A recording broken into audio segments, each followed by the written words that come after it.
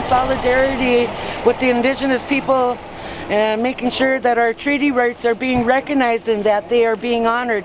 Right now, DNR, the do not recognize people that are standing over here in these pretty outfits, you know, they don't recognize our treaty rights and they claim that they're state, but yet they want to do federal agency stuff. This is 1855 treaty territories with the Anishinaabe, the Ojibwe Nation.